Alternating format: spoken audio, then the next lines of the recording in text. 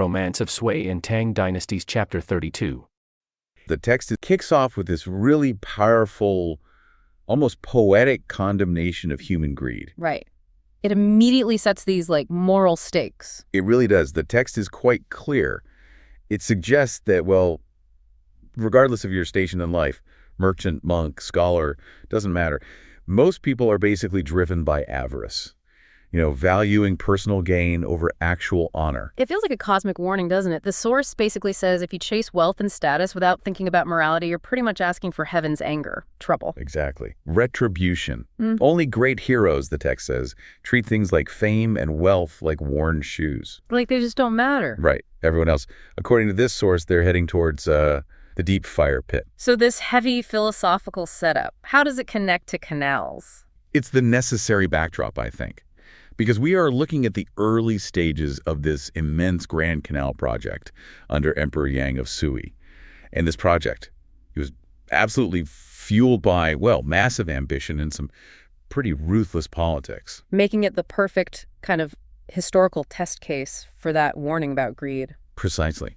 So the story picks up after Emperor Yang has had a night out, enjoying himself. He returns to the palace, ready to get this huge project rolling, digging a massive new river route towards Guangling. Okay, so who proposes the actual plan? The initial route comes from Xiao Huaijing. He's the empress's brother, so, a high official. Right, connections. Definitely. The goal was massive infrastructure.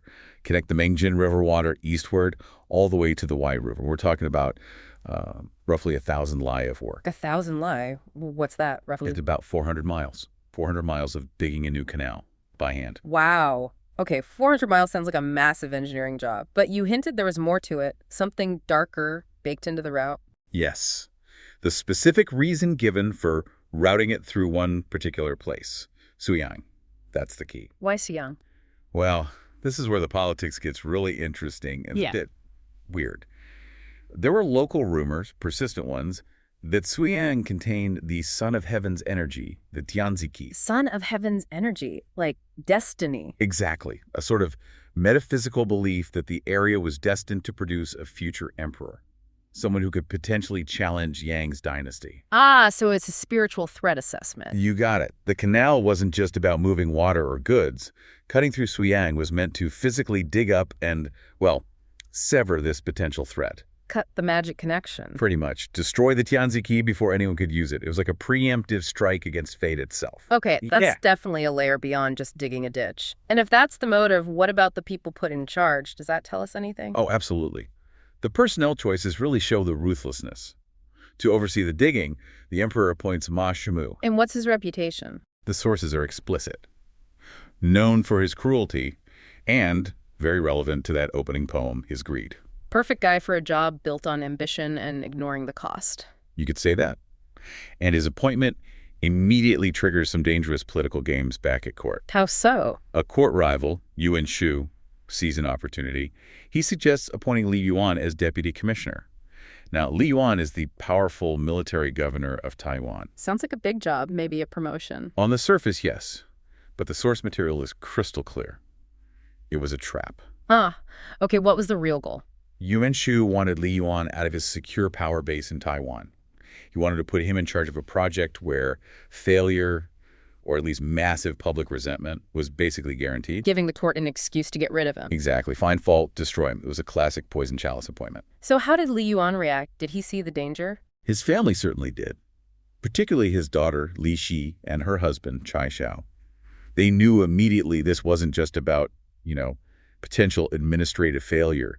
This job meant becoming the face of suffering for millions. It meant incurring the hatred of all those people being forced to work. Right. Massive, lasting hatred. So they moved fast, faster than the imperial bureaucracy. What did they do? They quickly arranged for Li Yuan to feign a really severe illness.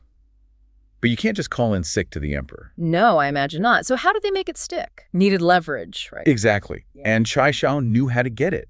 It involved understanding where the real back-channel power lay at court. Money and connections? A lot of money, yes. Gold. And crucial connections.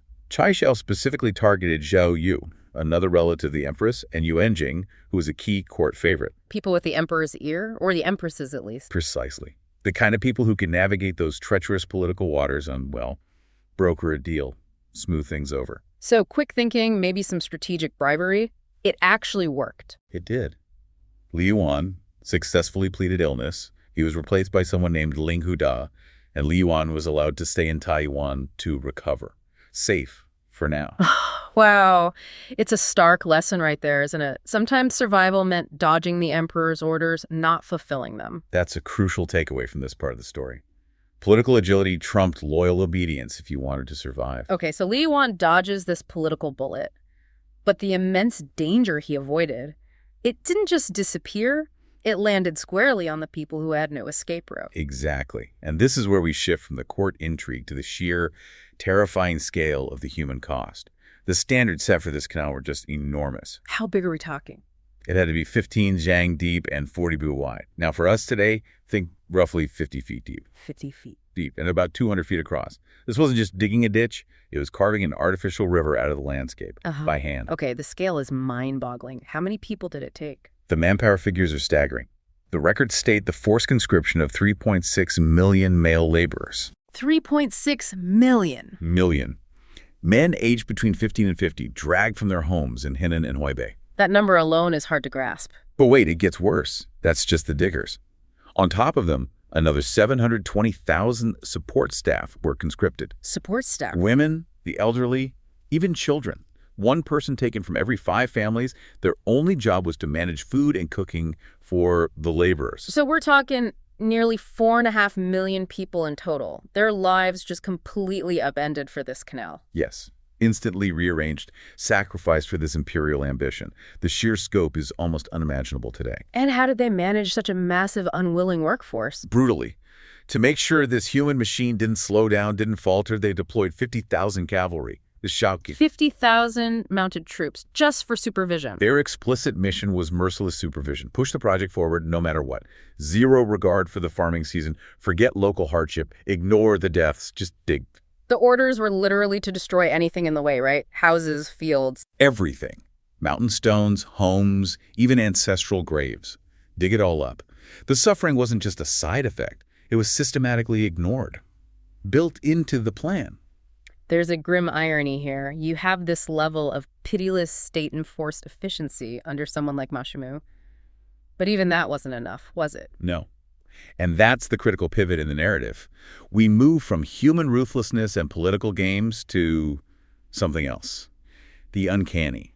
Because the digging soon hit 3 bizarre, unearthly roadblocks. Obstacles that couldn't be solved by just throwing more bodies at it or cracking the whip harder. Exactly. Problems that brute force couldn't fix. The first one happened near Daliang. Workers unearthed this massive stone structure, like a house, sealed with huge stone doors. And they couldn't open them? Couldn't budge them. They tried everything. Ling Huda, the replacement supervisor, he recognized this wasn't normal. What did he think it was? He believed they'd stumbled onto something sacred, an immortal's tomb, maybe an ancient spirit's dwelling. He insisted they couldn't just smash their way through. So what did they do? The guy's known for cruelty and greed? Well, Ma Shimu and Ling Huda, the 2 guys overseeing the suffering of millions, they had to perform a ritual, put on robes, burn incense, formally announce the emperor's decree to the stone doors. Seriously, they had to ask the tomb for permission. Essentially, yes. And only after they did that, the source says with a sharp noise, the massive doors just swung open. Gently. Wow. What was inside? It was a shock. Hundreds of oil lamps, still burning brightly, making the inside like daylight. And in the center, this incredibly preserved body. Preserved how? Described as having a red-white complexion, fat like jade. Basically looked like he just died. But the hair and fingernails were incredibly long over a chi, which is about a foot. Okay, that's creepy. But there's more, right? The prophecy. Yes. They found a stone slab with writing in tadpole script, this ancient form. They found a local hermit, supposedly over 100 years old, to translate it. Right. It identified the body as a great gold immortal who had died 1,000 years before. And crucially, it prophesied that he would meet Ma Shimu by name. Ma Shimu, the cruel project manager. His name was in a 1,000-year-old prophecy. Exactly. The prophecy said Ma Shimu would find him, and that the immortal would then ascend to heaven after another 1,000 years. So Ma Shimu, this brutal overseer, is suddenly part of some ancient cosmic destiny. It completely flips the script on him, doesn't it? His earthly cruelty seems connected to this predetermined supernatural event. Yeah. Like he's just a tool in a much larger, older plan. He was apparently astonished and reverently had the immortal moved and reburied. Wild. But not all the encounters were quite so cooperative. No, definitely not. The second incident near Shenlu was pure hostility from the other side. What happened there? The work just stopped dead. A sudden, violent storm blew up out of nowhere. Fierce winds, ice hail. It injured countless workers, just devastated the site. A freak weather event. Maybe. But the local elders had an explanation. They said it was the powerful spirit of Zhang Liang. Zhang Liang, the famous Han Dynasty strategist. His ghost. That's what they claimed. They said his spirit was actively protecting the local boundaries, and the storm was his warning. Get out. Did the officials, like Ma Shimu, just laugh that off? Not at all. That's what's fascinating. Ma Shimu felt compelled to report this incident, the storm and the local explanation about Zhang Liang's ghost, all the way back to the emperor. And the emperor, did he tell them to just keep digging? No. Emperor Yang took it seriously enough to send a high-ranking official, Niu Hong, from the capital. What for? To investigate. To make peace. Niu Hong arrived with a formal written decree, basically a message to the spirit, carried the official state seal, and brought a pair of white jade discs specifically for an official sacrifice to appease Zhang Liang's spirit. Wow. Imperial power, the emperor himself, had to basically conduct diplomacy with a ghost from centuries ago just to resume digging their canal. It shows you how real the spiritual realm felt to them. It was a force to be reckoned with, just like a rival army. Okay, so that's 2 encounters. What was the third? The third involved deliberate destruction, near Yongqi. There was a large tomb and shrine complex directly in the canal's path. It was known locally as the Hermit's Tomb, Yinshimu. And Ma Shimu decided to ignore the local warnings, ignore the potential sanctity. He just ordered it destroyed, dug up. And this time? Catastrophe. As the workers broke through the third layer of stone in the tomb, the ground just collapsed with a sound like a mountain breaking. Oh, wow. Many casualties. Yes. The text says many laborers were killed and injured in the collapse. It left behind this huge hole, an abyss, maybe 20 or 30 feet deep. It's just a pit. Not just a pit. At the bottom, they could see this strange glowing light, and they could hear faint sounds like bells and drums coming from the depths. The description is evocative. It looked like a dry sea, suggesting it was impossibly deep, maybe bottomless. Nobody dared go down. No one. Way too dangerous, too mysterious. And into this walks our main guy, Ma Guaxi. He's described as physically huge, like 8 feet tall, massive waist, but he's presented as a good man. Right, a figure of integrity, ironically working under this corrupt boss, Ma Shimu. And Ma Shimu tasks him with investigating. It's a big hole near an old hermit's tomb. And there's this strange light glowing from inside it. Ma Shimu, being the kind of guy he is, just sees it as a problem to be dealt with. He basically says, go check it out. Consider it your first job for the canal project. Yeah, so Guaxi has to basically rappel into a glowing hole. Pretty much. And this descent, this is section 1, the unexpected otherworld. It's where everything changes for him. His preparation is really telling, too. Oh, yeah. How does he get ready? He takes it very seriously. He takes off his fancy official robes, puts on tight armor, grabs a special sword. Okay, so he's expecting trouble. Definitely. And they set up this whole system. A big bamboo basket, a really long rope, dozens of feet, and they attach a bunch of large bells to the rope. Bells, why bells? For signaling. It's this amazing touch of like bureaucratic procedure even when you're exploring the supernatural. Got to have communication protocols, right? Right. So down he goes. What happens? Well, first it's just dark. But once he's out of the basket and walks maybe 40, 50 steps, suddenly there's light. He stepped into what the text calls. Which means? Another world entirely. A place that still has its own sky and sun. It's completely separate from the world above. Wow. Okay. And seeing this, it affects him. Massively. The text is very specific. That desire for, fame, career advancement, making a name for himself, combing Xenion, it just evaporates instantly. Why? Because he realizes the world he knows isn't the only one. Exactly. He sees this heaven beyond heaven, and suddenly all the striving and scheming up top seems, well, small. Limited. And this kind of cleanses his perspective, sets him up for what he's about to witness. It's like a forced enlightenment moment. So what does he find in this other world, this enlightened official? He finds this amazing stone dwelling, a Dongekdane. It's built from white stone, looks like a prince's palace, even has stone lions guarding it. It's clearly a place of power. Okay, so not just a cave. An underground court. Yeah, seems like it. Right, this is where it gets really bizarre. He hears a noise. Yeah, this rhythmic thudding day shung coming from one of the stone rooms. He's being cautious, investigating. So he peers through a window. And what does he see? Brace yourself. Yeah. Chained to a stone pillar with this huge iron chain is a monster. A monster? Like what kind? The description is vivid. Sharp head, thief eyes, short legs, fat body. And it's about the size of an ox. Okay. What is it? After a second, Dequaxi figures it out. Yeah. It's a rat. A giant rat. An ox-sized rat? Seriously? Seriously. And his first thought, hilariously, is, if the rat's this big, how big is the cat? Huh. A moment of practical thinking amidst the absolute weirdness. Right. But before you can really process the giant rat situation, this attendant appears. Very graceful, looks like a Taoist immortal dressed in yellow. And this attendant Knows Dequaxi's name. Immediately.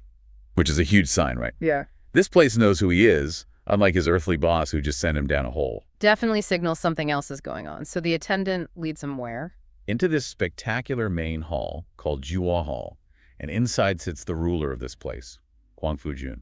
Huang Fujun. And what's he like? Looks just like an emperor. Dragon robe, fancy jeweled crown, the works. Surrounded by officials and these really fierce-looking guards. Very imposing. So Dequaxi, being the good official he is, probably bows and explains himself. He does. Performs all the proper courtesies, explains he's just there on Ma Xumi's orders, exploring. But Huang Fujun isn't interested in that, is he? This is the point. Not at all. This is the core allegation. Huang Fujun basically scolds him for respecting the current emperor, Yanggi. And then he orders the guards to bring forward the giant rat, which he calls Emo. Emo, and he makes the connection explicit. Absolutely explicit. The corrupt, terrible Emperor Yangdi is, in this spiritual reality, this monstrous rat. It's not just that he's like a rat, he is one. Wow. Okay. What are the charges against Emo? They're incredibly specific and damning. Huang Fujun lists them out. Abusing the common people, poisoning them, basically ruining their lives, engaging in boundless licentiousness. And this one's key, digging up the bones of the dead. Digging up bones. Why is that charge so significant, and why a rat specifically? Well, the rat is perfect symbolism, isn't it? Rats, in the traditional view, they hoard, they consume relentlessly, and they burrow, they dig, often undermining foundations. Okay, I see. Emperor Yangdi's big sins were exactly that. Consuming vast state resources for his vanity projects like the canal, treating people like dirt, forced labor, and the digging up bones, that's like desecrating history, ancestral lines, the very foundation of society for his own gain. So the emperor is this hidden gnawing force eating away at the state. That makes sense, a really potent symbol. So Huang Fujun lays out these charges. Then what? Judgment time. He orders one of the fierce guards to beat the rat with a heavy club. And the reason given is to vent the anger of men and ghosts. It's about cosmic retribution. Does the guard do it? Yes. The first blow lands, and the rat lets out this howl like thunder. It's clearly agonizing. But the second blow doesn't land, right? Something interrupts. Exactly. Just as the guard raises the club again, another figure appears, a second child attendant descending from the sky holding a heavenly edict, a Tianfu. A message from heaven itself, halting the punishment. Precisely. Cosmic bureaucracy in action. But wait. If the emperor rat is so awful, why would heaven stop the beating? Doesn't that kind of undercut the whole justice thing? That's the really interesting, complex part. The edict explains the situation. The rat's reign, its Guoyun Shu, its sort of allotted time or destiny was set for one cycle, Yeji. Yeah. And crucially, that cycle wasn't finished yet. Its time wasn't up according to the cosmic schedule. Even though he's terrible, the divine court has to follow the rules, the predetermined fate. So justice delayed is divinely mandated. In this case, yes. The punishment is postponed for 5 more years. After that, the edict says the rat must be killed, specifically by strangulation with a silk scarf, Lian Jin Jin. Wow. So it gives a specific time frame for the dynasty's fall. Exactly. And Huang Fujun tells Dequaxi, remember this, you'll see it confirmed in the mortal world. This turns the whole vision into a prophecy, kind of divine seal of approval for opposition to the emperor. That's heavy stuff. But it's not just the emperor who gets a message, right? What about Dequaxi's boss, Ma Xumu? Right. Ma Xumu gets his own special mention. Huang Fujun calls him basically an irredeemable villain, someone who got power through pure wickedness, Senor Daisy Hengxing. And he sends a message back via Dequaxi. Yes, a very specific, very ominous one. Huang Fujun tells Dequaxi to tell Ma Xumu, thanks for destroying my Terra City. His terrace city, what does that mean? It seems Huang Fujun is saying that Ma Shimu's canal project, the very reason Diguoxi ended up down there, actually damaged or destroyed part of his underground palace complex. Whoa, so the earthly corruption literally impacts the divine realm. It seems so. Ma Shimu accidentally committed a crime against this hidden court. And as thanks, Huang Fujun says he'll send Ma Shimu 2 gold knives the following year. Which are probably not a thank you gift. Almost certainly not. It sounds like the instruments of his execution delayed by a year as payback. Okay, message delivered. How does Diguoxi get out? It's quick and weird. A green-robed official leads him out, but through a different way, into a forest. And after just a few steps, the official just vanishes. Oh, Poof. And then Diguoxi looks back, and the entire palace, the white stone dwelling, everything gone, just trees. Undeniable, yet utterly impossible. So he's back on the surface or somewhere else? He seems to be somewhere near the surface, maybe. He stumbles into what looks like a normal village near a mountain, and he needs to process this, right? So he tells his story to an old man he meets there. And the old man. The old man laughs and says, basically, that explains it. No wonder the emperor is so awful he's a rat. He confirms the vision from a place of, worldly wisdom. So the old man provides the human validation. Exactly. And more than that, he gives Diguoxi advice. He says the emperor and Ma Shimu are doomed. Their downfall is coming soon. And he tells Diguoxi, you need to get out. Stop serving these tyrants. The old man spells it out. Resign your post. If you're not an official, no one can order you around. It's the path to moral safety. Practical advice grounded in the supernatural revelation. Right. Diguoxi eats, takes the advice to heart, and leaves the village. But then Let me guess. He looks back. he looks back after just 10 steps, and the village is gone. The old man, the houses, everything. Just strange rocks and pine trees. Wow. So the confirmation and the advice were also part of the supernatural experience. It seems so. The message is consistent. The truth comes from beyond the ordinary, and the right action is to withdraw from the corrupt system. Which brings us to the aftermath. Diguoxi has to go back and face Ma Shimu. Yeah, that goes about as well as you'd expect. How does Ma Shimu react to the story of the giant rat emperor and the vanishing palace? He completely dismisses it, calls it a fanciful tale, Sudanziyan, accuses Diguoxi of making it all up, maybe faking illness just to scare him or get out of work. Total denial. Because it doesn't fit his materialistic, power-focused worldview. Exactly. But Diguoxi believes it. He's seen the mandate of heaven is against these guys. He decides he absolutely cannot serve these. The text calls them jackals, chanong, who prey on the people. So what does he do? He can't just quit, can he? He uses a classic out for officials in a moral bind. He feigns madness, makes a big show of losing his mind, and manages to get his resignation accepted. Then he just heads home. Okay, so crisis averted. He's out. He's out. But there's this fascinating final moment of doubt.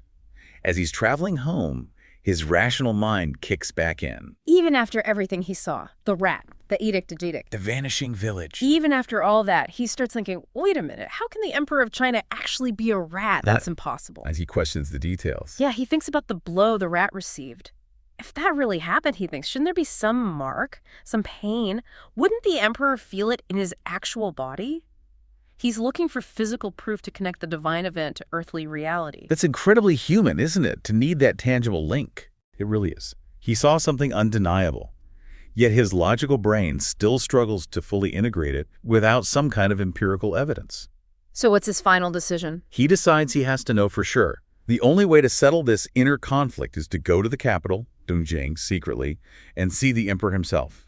He needs to check if the emperor bears the physical scar from that divine club.